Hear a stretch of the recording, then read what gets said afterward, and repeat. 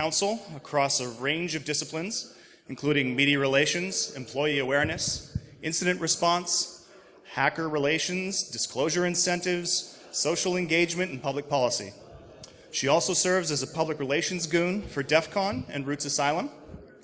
She holds a Master of Science in Corporate Public Relations from Boston University, where she also taught courses on corporate communications. All right, she's here. She's hyped up on caffeine. And we had an extra 20 feet of mic cable installed during lunch because apparently she's a shark who can't be chained to the podium or she might die.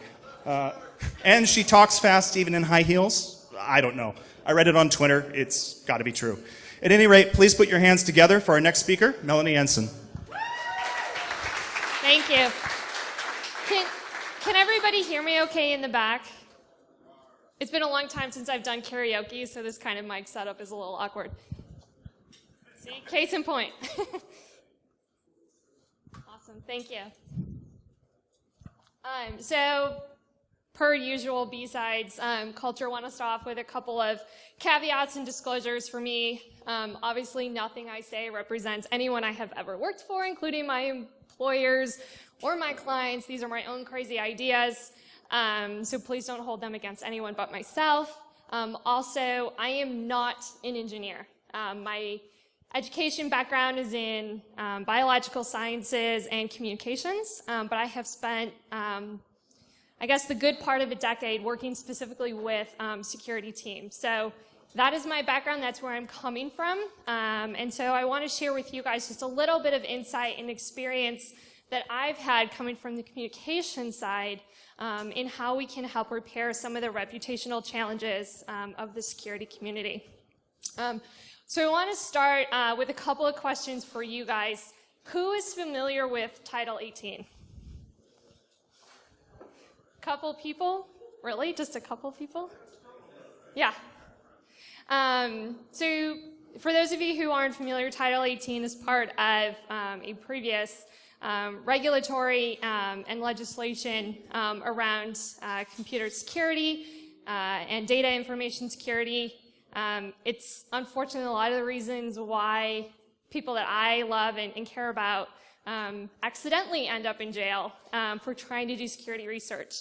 How many of you believe that some of the current regulation and legislation, and a lot of it was discussed this morning, is actually going to help protect data security? Now, I don't mean protect consumers and keep companies from being like total like douchebags, but I mean actually going to help us secure things in a better way. Anybody? So this brings me to the impetus of why I'm here today. Our story sucks, you guys. It just does. In the public space, we kind of fall into two categories when it comes to security. We're either the super antisocial, totally inept engineering nerd, or we're the asshole who is bashing people on Twitter. And here's the problem with that, is our insecurities as a community are very, very loud. And that is what we're projecting to governments, what we're projecting to consumers.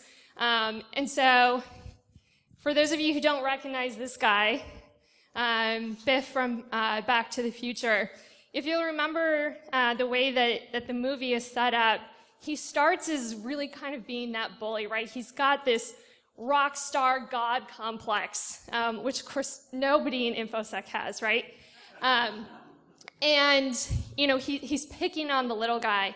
And not only does he end up being like I can't even say glorified auto mechanic, but we're all rooting for him to fail, right? We don't want him to win.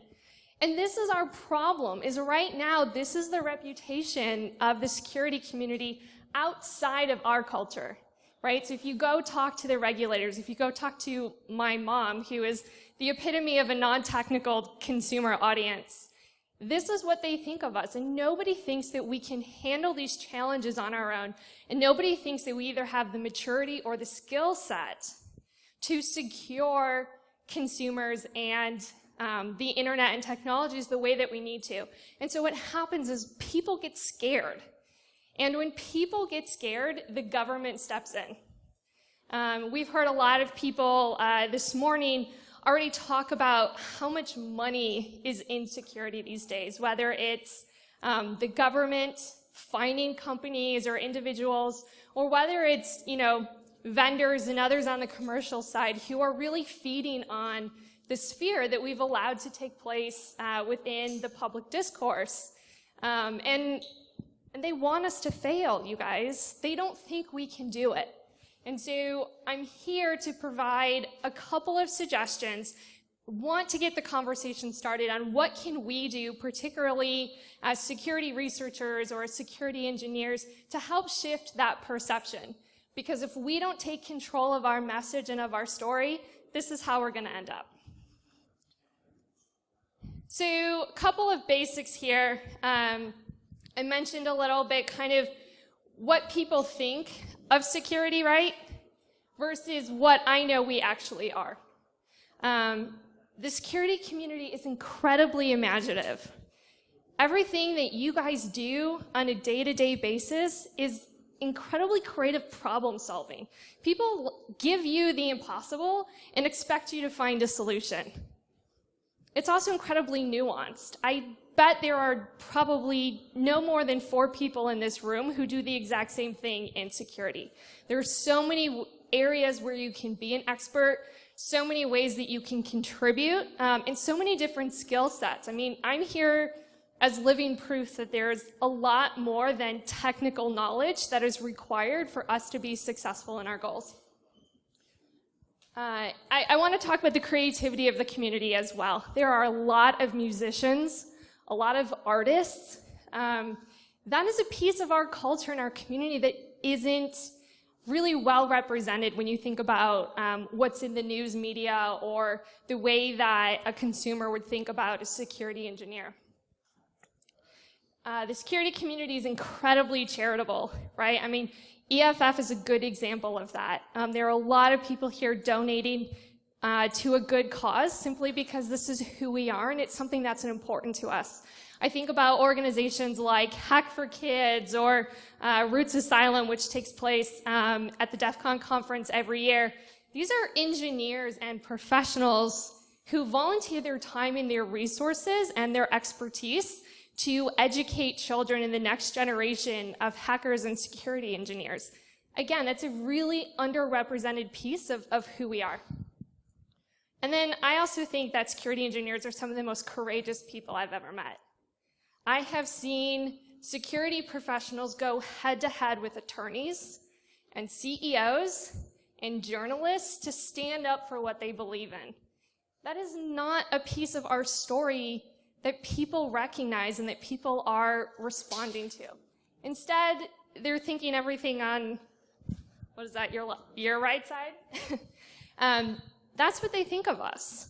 And because of that, our parents or the government, who's often doing the parenting for us, has to come in and constantly slap our hand, right? Nobody thinks that we actually have the capability to do the right thing. And I think that is absolute bullshit, and I think it's time that we actually take that back and show them who we really are. So I want to talk a little bit about how we got here. This is just a really small representation of everything that happens in the world of security.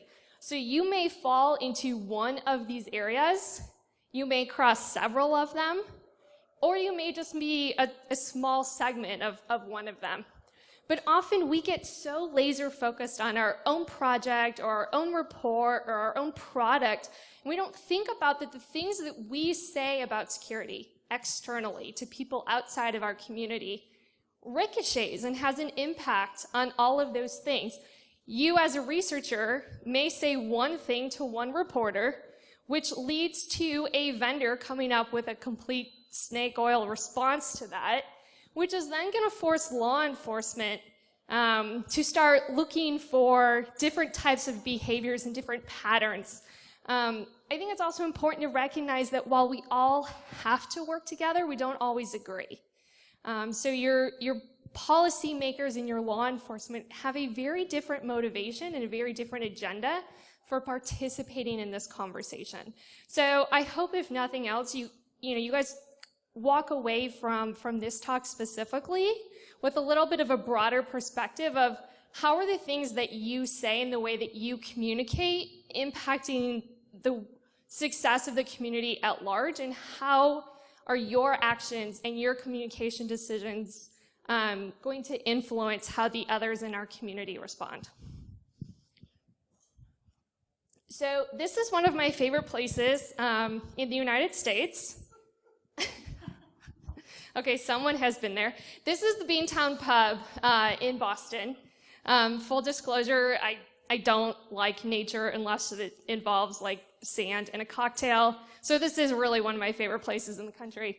One of the reasons why I love Beantown Pub so much is because if you go to this bar, you can order a cold, locally brewed Sam Adams. You can buy a Sam Adams club sandwich. And if you sit near the window, you can actually enjoy your very tasty meal while looking at Sam Adams' grave across the street in the cemetery.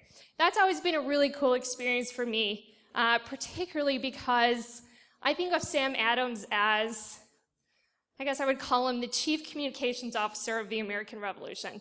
Think about what he had to accomplish with those 13 disparate colonies, half of which endorsed slavery. And think about the branding and the communications required to achieve his goal, which was American independence. Now, you can argue for either side on who was the good guy or the bad guy in that dispute, but you can't argue that Samuel Adams was incredibly effective as a communicator in bringing that community together and moving forward to achieve a shared goal. Now, a couple of the things that made Sam Adams successful was that he understood some of the basics of public opinion. So I'm going to share with you guys just a couple of basic things that we're taught as professional communicators, so you guys can kind of have the same level set as we go through the rest of the content. So first, culture sets the tone, right? And not our culture, their culture. So when you think about communicating with regulators, when you think about communicating with your business leaders, when you think about communicating with consumers, it's their culture, right? They're going to approach whatever you say, and they're going to interpret your words through their perspective.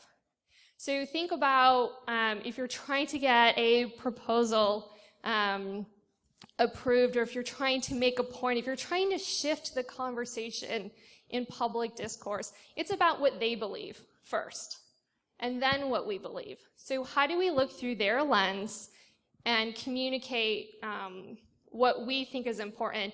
I think it was Lisa this morning who brought up the cyber dispute, right? So if the people you're trying to reach call it cybersecurity, fucking call it cybersecurity, right? It doesn't really, it's their culture that sets the tone. Secondly, samples represent the whole. And this is why I'm so concerned right now with where we've gotten as a community, because you know who's really loud in our community? Our insecurities. Our insecurities are so loud. It's, you know, literally, I don't know what it is about infosec that we just have this attraction for assholes, but they're really loud, and that's who people think we are. And that's not who we are, right? I mean, think about the list of those incredibly positive contributions that we bring to society that people don't recognize because our community representatives are not living up to the standard that we should be holding them to. People love a show. I'm always reminding my clients that the same crowd that cheers for your coronation is the same crowd that's going to cheer when you get beheaded, right? Drama sells. And so right now there's a lot of really negative drama that's being sold, insecurity from a communications perspective. We have an opportunity to change that. You know, is there a positive way that we can leverage that element of human nature to communicate a more positive reputation for ourselves? And lastly, stimuli can be substituted. So think back to Samuel Adams. He was able to capture the attention of the colonists on something that they shared And I think about some of the big events that he facilitated and quite honestly manufactured. I mean, we all know that the Boston Tea Party, not in, impromptu event that took place. That was specifically manufactured and facilitated to make a point and to capture people's attention. And through that event, he then just kind of flipped a switch and got people thinking about it's no longer about taxation without representation, but it's now about our independence, right? He took it up a level because he had already captured people, brought them in, and then he just flipped that switch, and so now it was about a larger issue. So I want to talk a little bit about what connects people to those broader issues. This diagram here on the left-hand side, you'll notice, so I've labeled it distance, but it could mean a couple of things. The distance you are from the issue, but also the distance you are from the technical knowledge. So most of the people in the room, I'm assuming, would be here. You're really close to the security issue. You have a lot of intellectual knowledge and expertise. But think about, this is really the volume of people that we're reaching with that message. The further away you get from the issue and the further away you get from the technical expertise, it becomes an emotional conversation. Right now, this is being used really well by news media and by government in terms of the fear tactics and the scary stories that are being sold.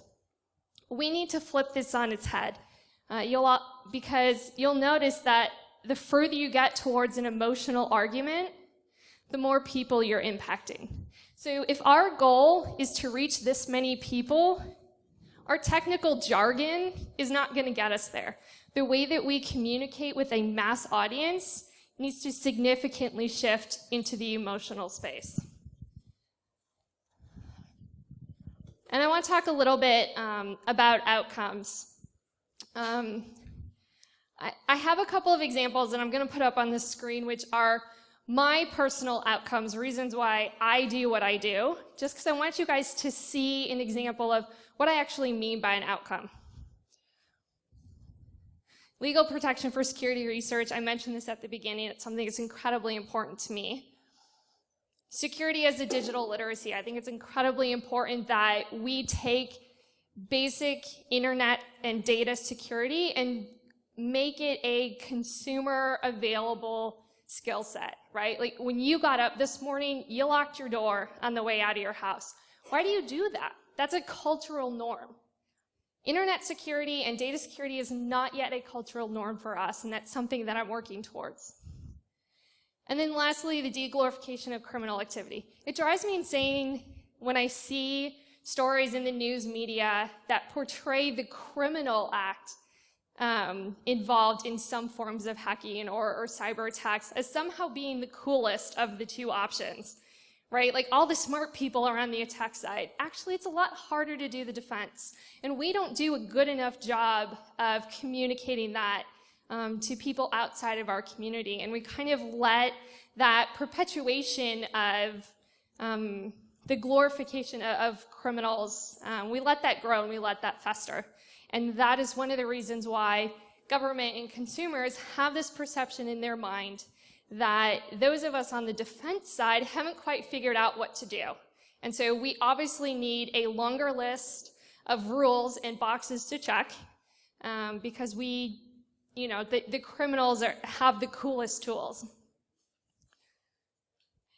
I will specifically call out what is not up here, which may be shocking for those of you who know some other professional communicators, or as I like to call them, PR bunnies. But media coverage is not up here. That is not an outcome, it is not a goal. It is a tool, it is a channel, it is a means to an end. Getting quoted in an article is not an accomplishment unless that article pushes the industry forward. So when you guys do engage with media and when you do other forms of public communication, I want you to think about what is your real outcome, right? One story, one article, not the goal here, but how can we leverage those opportunities to push the industry forward and take one step towards our real outcomes? Now I want to move a little bit into something different. So Walter Lippmann is somebody that I'm intimately familiar with. Anyone who, I know there's a couple of people in here with communications degrees, probably know who Walter is. We had to learn about him in school. He's considered the father of public opinion, and he kind of wrote their dissertation on this subject back in 1921. And many of the things that he wrote about are still very accurate and hold true today.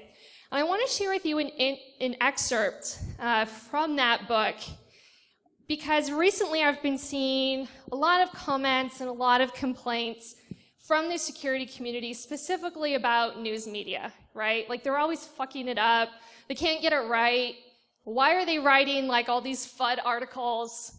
And I want you guys, the reason I'm here is because I want you guys to understand the space that we're operating in. And I want you to understand the realities of this environment so that we can learn how to communicate successfully. There are simply things about human nature and interpersonal communication that we can't change.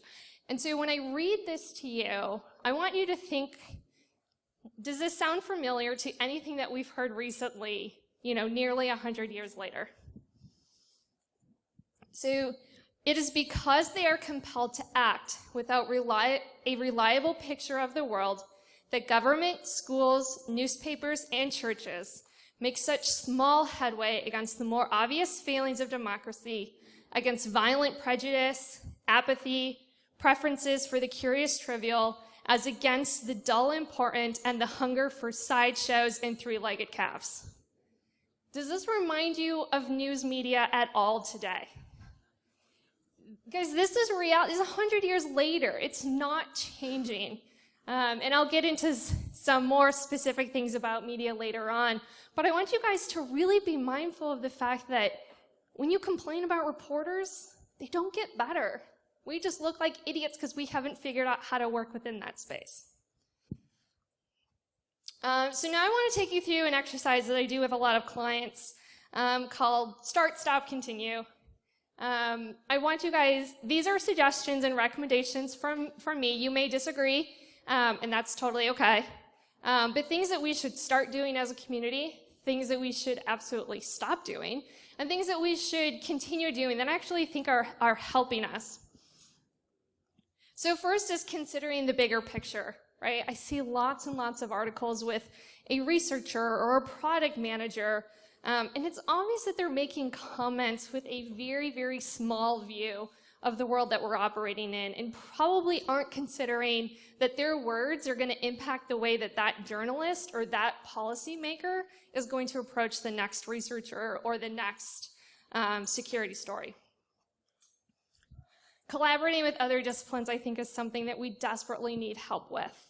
It's one of the reasons why I'm here. It's one of the reasons that I have a job.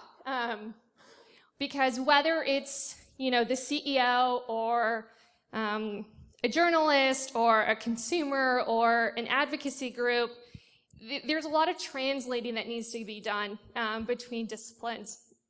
And in particular, I think the comms discipline, we need to do a better job of roping them in, whether it's your PR team or your marketing team. They could be your best advocate, or they can be the biggest pain in your ass. And the way that we approach them and the way that we communicate with them makes a big difference on how successful and how accurate they are in their communications, and they can also be a resource for you. Opposing bad research and reports. Literally one of my biggest pet peeves. I hate the fact that the media will write every single goddamn flippin' report that somebody puts out in a press release. But that's the reality of it. They're going to do that. The news media feed on those numbers and those statistics, no matter how shitty the methodology is. Yeah? I'm a reporter, and part of my job is fiddling around with what kind of bullshit security firms put out. They put out a lot. Yep. And most reporters can't tell the difference. Even like the New York Times has people write for it, can't tell the difference from bullshit and reality. But I'm not going to attack those people because it's really, really difficult. Yep. And when you start throwing security terms around to a security reporter, you can stop them bullshit so easily. So you can't completely blame the media for this. No, I agree. And in fact, I think this is one of the reasons why we as a security community are responsible, because we're feeding that to them. And that's what government reads. That's what my mom reads. If we're in this position, it's because we did it to ourselves. We are our own worst enemy when it comes to research and reports. And again, this is one of the reasons why I think it's so important to collaborate with PR and marketing. Dude, go tell your marketing team that the thing they're about to put out is total bullshit. Help them understand why it's going to create more risk for the industry, why it's perhaps going to create more risk for your organization particularly. I think that's a really good point, that it is difficult for people without the technical knowledge to decipher between what's bullshit and what's not. And also, particularly with media, they often don't have the time to look under the hood and just kind of, scan what, the ins and outs of all the methodology that's being done.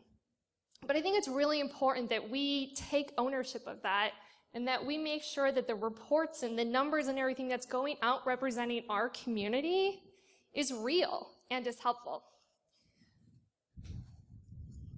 Selecting the right media opportunities, right? So this is something that your PR team will never tell you, but I'll tell you because I care about you. It's okay to say no to interviews. It's okay to not be part of a story if it's not the right story. And it's actually a lot harder to stay out of the news than to get into it. So, when you have the opportunity to engage with media, just ask yourself, is this the right kind of story for me, for my organization, and for the community? And then prioritizing the consumer audience. So somebody had a really good question in one of the earlier talks about how it's not just government that we're trying to reach, but also the consumers. If we really want this to become part of our culture, and if we really want this skill set to be something that somebody like my mom can understand and easily adopt, we have to think about communicating to a consumer audience. And again, if you'll remember the chart that I showed you earlier, the further away we get from the technical knowledge and the technical experience, the more emotional those stories are going to become and need to become if we're actually going to pull people into it. Think about the John Oliver interview with Edward Snowden.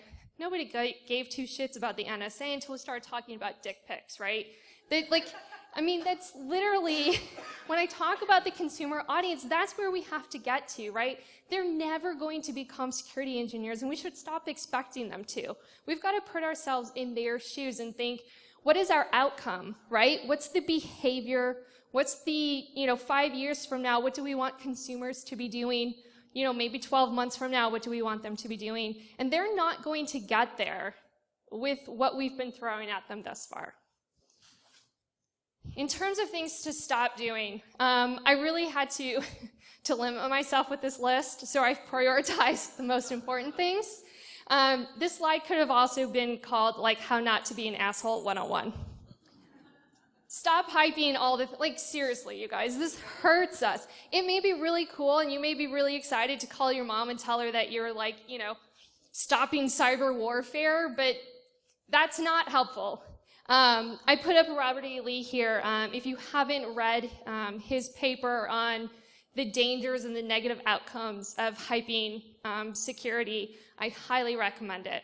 But hype is really just detrimental to everybody. It makes it hard for us to pass accurate and proper legislation and policy. It makes it really difficult for consumers to want to be part of this.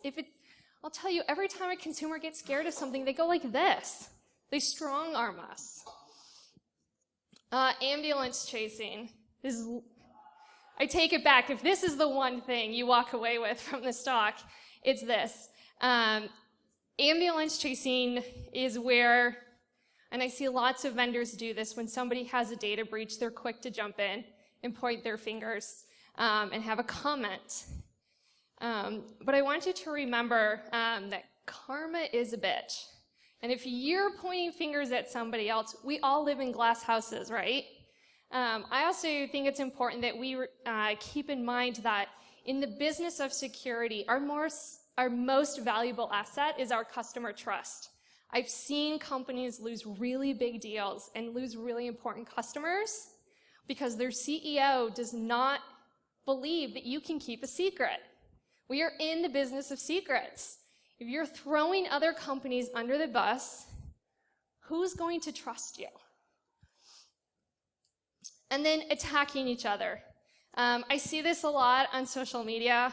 I wish I saw it less. But the example that I want to share with you guys is, you remember Superfish? When I saw so many people calling for the removal of the entire Lenovo security team, right? Because nobody in this room has ever lost a battle with their product team. Nobody in this room has ever been told to go shove it by the attorneys. I mean, really, you guys, like, those who are the loudest against other people, or remember that picture of Biff? Dude, man, we're selling tickets like for your breach and your issue. Because the louder you are against other people, the more we're going to enjoy watching you fall. Remember, people love a show. And then don't rely on the media to educate the public. Like, that's just lazy, you guys. It's not the reporter's job to translate very technical and very nuanced ideas to your target audience. Now, do they have some responsibility in reporting accurately? Yes. But all they have to work with is what we provide them, or what they can find. So think about, for example, if we're going to go with the consumer audience, do you have to go through the media? Do you have to go through those extra steps and those potential filtering systems? It's 2015, lots of communication tools. It is not the media's job to do this for us. And then in terms of things that I actually think we're doing really well and I think are being helpful, learning the culture and language of business. This is incredibly important. We've heard a lot of people already today talking about understanding the needs and the priorities of regulators and business leaders. They're not ever going to invest in security or give security the importance that it needs for the same reasons that we are. And that's okay. But we need to learn how to communicate with them in their language and in their culture so that the things that we believe in and the things that we know to be the right things are actually being invested and executed. Engaging through social media, sometimes we're great at this, sometimes we're not. But I do really love to see the level of engagement that the community has had, particularly on Twitter, in terms of generating conversation and debate around the issues that really matter. It's also unfortunate that I see a lot of researchers or a lot of engineers, when they're misrepresented in the media, then start attacking a journalist on Twitter, which is also not cool. It makes the rest of us look bad. There are more appropriate, more professional, more respectful ways to communicate your disagreement or to help a reporter get it right than just attacking people on social media. But keep educating journalists. Some journalists are going to take the time to learn this really well. I would say over the last 12 months, I've seen a handful of reporters really gravitate to this as a real thing that they're willing to dedicate themselves to. And they've put in the time and they've done their homework. And you guys probably are thinking of the same people I am because we see them doing the right things consistently over and over again. But there are going to be those reporters who, are responsible for your local 6 o'clock broadcast who simply don't have the time, nor do they have the energy or the desire to get really good at this. And so it's up to us to help educate them as quickly and as simply as we can so that the important message is getting out to the public. And then continue supporting the community. When I first got into this nearly 10 years ago, somebody told me, once you get into security, you're never going to get out. That it just is this family and this community that you get sucked into, and that's absolutely true. And I think that is one of our greatest assets in terms of supporting each other. I also think it's one of our greatest challenges because we put up a lot of barriers between ourselves and those outside our community, and that isolation makes it really difficult for us to communicate effectively. And so then, of course, I want to just leave you guys with a couple of tips for working with media. There's a lot of talks and a lot of conversation coming from incredibly smart experts on this already, so I'm going to try to build on things that you may have heard in the past rather than duplicate them. But seek respect, not attention. I mentioned looking for the right media opportunities. It's really more important that our community has respect than that we get more attention. We have more attention than we know what to do with right now, and most of it is bad. You are a resource. You're not the story. Don't take it personally if the reporter does not write that you're like the fucking rock star of infosec. And off the record is a myth, and I know that a lot of people bring this up in regards to the fact that anything you say is fair game. But I want to mention something else that's really important to keep in mind is off the record isn't a myth not solely because of what shows up in print, but because of what doesn't show up in print. Every engagement you have with a journalist impacts and influences the way that they think about our community and the way that they're going to interact with the next, security professional or researcher based on what you said. So it doesn't really matter if it shows up in print or not. You have forever changed that relationship because of the discussion and the conversation that you have. Journalists are really busy. A good journalist is working on at least 10 stories at a time. And they don't understand security, most of them. And that's okay. Stop hating them for not understanding security. We need to do a better job of educating those who are interested. And for those who aren't prioritizing security in their reporting, we need to do a better job of removing the jargon, removing the technical language, and if it's for the 6 o'clock news, give them 3 fucking bullet points that my mom can understand. And a lot of them care mostly about the crime, right? So there's a lot of comments, a lot of complaints about, how reporters are not covering the solutions or the answers. Well, you know what? Sunshine and Rainbows doesn't sell very well. And so just keep in mind, again, when we talk about selecting the right media opportunities, a lot of security reporters are actually like crime investigative reporters. They're never going to tell that story that you want them to. Don't hold it against them. That is their job, and maybe this just isn't the right conversation for you to be part of. So, hacker or criminal, we get to decide. This is time for us to take back control, to be really thoughtful and strategic in the way that we communicate and the words that we use to represent our community. So I will put it back on you guys in terms of, this is a start to a conversation. Where do we go from here? I think there's more conversation for us to have as a community, and I think that there are more opportunities for us to decide what those outcomes need to be. I shared some of my personal outcomes, but we as a community need to start deciding who we're going to be. So, any questions? Yeah. So you were saying that, media is just one channel and that maybe owned is a better way of disseminating messages, especially bringing the technical jargon down to mainstream. Are there some channels that you find are most successful in reaching that audience? Sure, so I think a lot of it depends on the specific audience, but I think, I'm sorry? Oh, I'm sorry. So the question was, media is just one tactic, one channel, one means to an end. What are some of the other channels and tactics that are particularly effective in reaching an audience? And so I think if it's a consumer audience, I think there are companies who do a really good job with their blog. I think social media is a really good channel. I think it's about taking your message where your audience already is. And so this is a critical piece of what we do as professional communicators, is identify where that audience already is, because we can't have the expectation that they're going to come to us. So social media is one, blogging is one. I think there's a lot of really great in-person community interaction. A lot of security researchers and engineers who are going and doing things in their local community. So I mean, those are just a couple, but I think the real question is, who are you trying to reach and where are they already located so that you can bring your message to them? Yeah.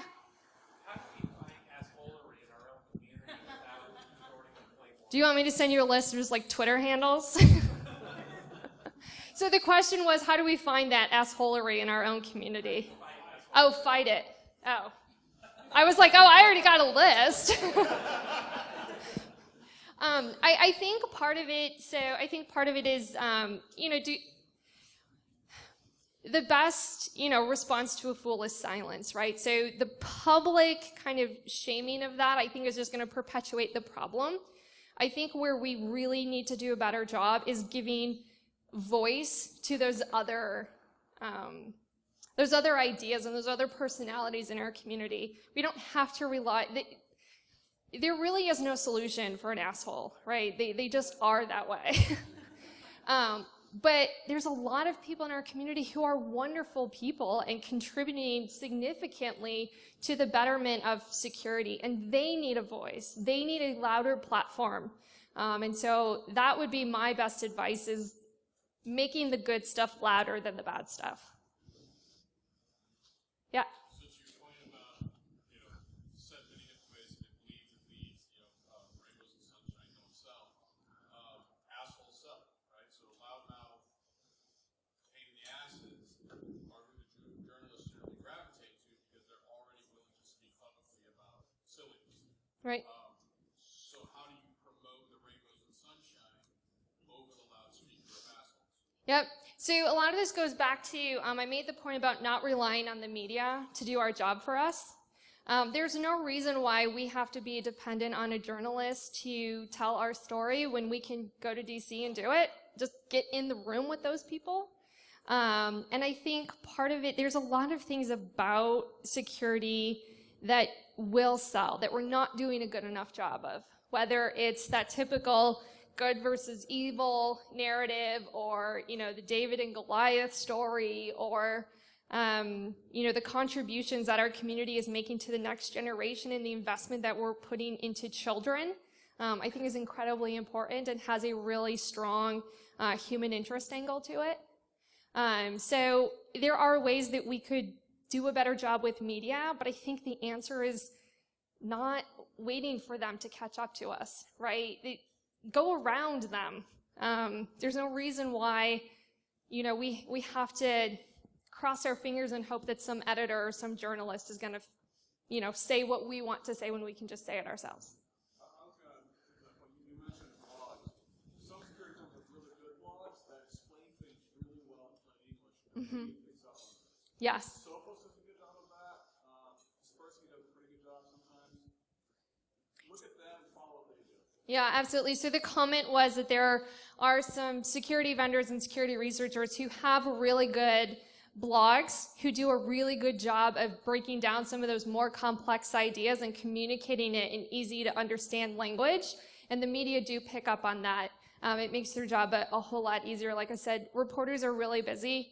If you can make this easier for them, do the heavy lifting for them, that can go a long way. Are there any other questions? Yeah, Alan. So, going back to the discussion earlier about bad reports and FUD, while we shouldn't go after the reporter, are there things we can do as a community to sort of keep each other honest, or do you think naming and shaming is the wrong solution when someone's saying implicates the nation state based on a qualification? Yeah, so So I will actually say, and I'm going to have a lot of I'm putting a target on my back right now. But I think the best way that we can impact that problem is going after our own PR and marketing teams.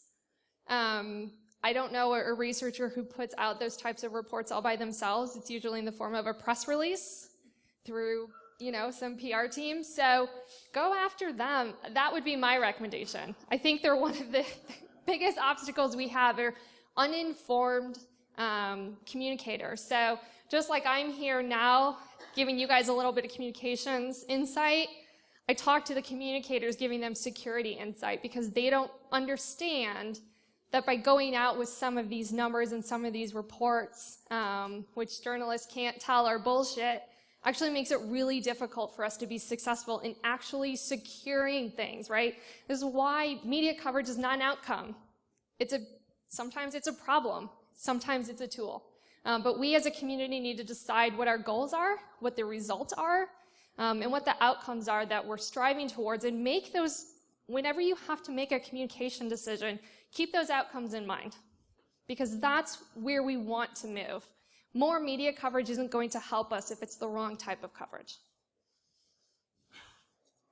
Any other questions? Yeah. You said one of your goals was to de-glorify the criminal side of the equation. And Yeah. How do you go about doing that? Because sort of that's the criminal side of the story is, let's eat popcorn while we watch Sony go down in flames.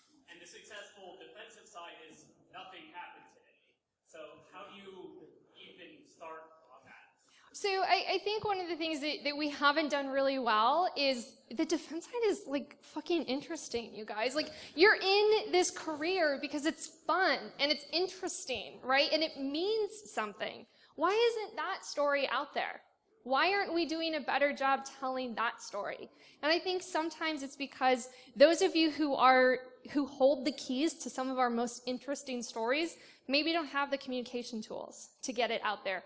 And that's why collaboration with other disciplines is so important, because we can help do that, right? Those of us who have been professionally trained to do this kind of stuff actually need people like you, because you're a really cool story that nobody knows about yet. Any other questions? Yeah. I was going to throw a comment in. I'm a journalist and I've covering security for about 7 years now.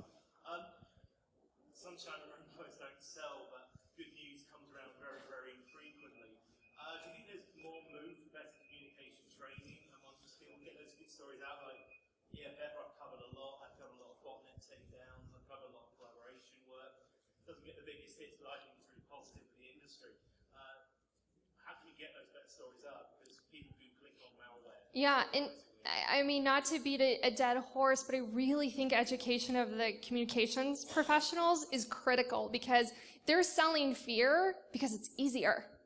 And because that's what's kind of falling out of the sky for them, right?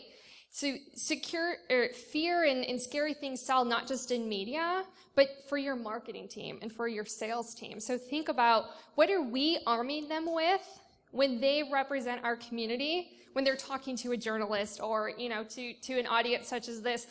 Do they have in their back pocket those positive stories that are like, yeah, so there are people trying to attack us, and we've got a kick-ass, badass security team doing all this shit over here, like, that's actually helping. I think sometimes the communications community can actually make it more difficult for you guys, so I'm not here to apologize for them. They know how I feel about that.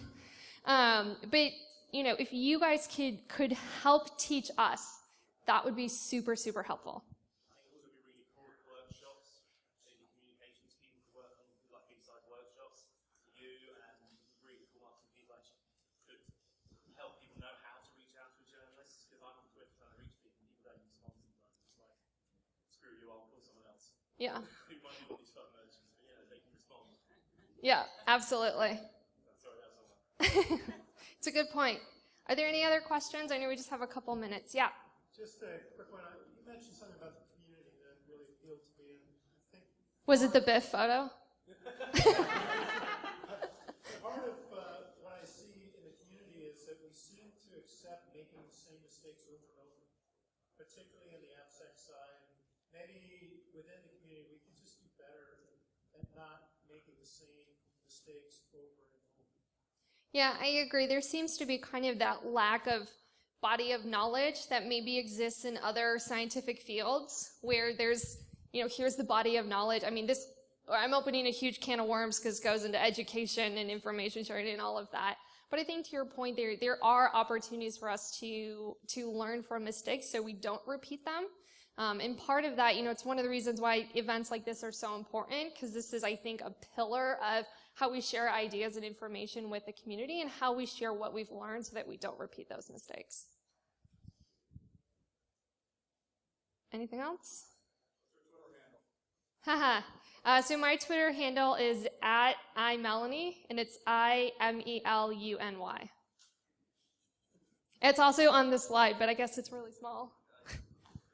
It's not like I get paid to do stuff like this. I don't know why I would make it readable. All right, thanks so much, you guys. You've been great.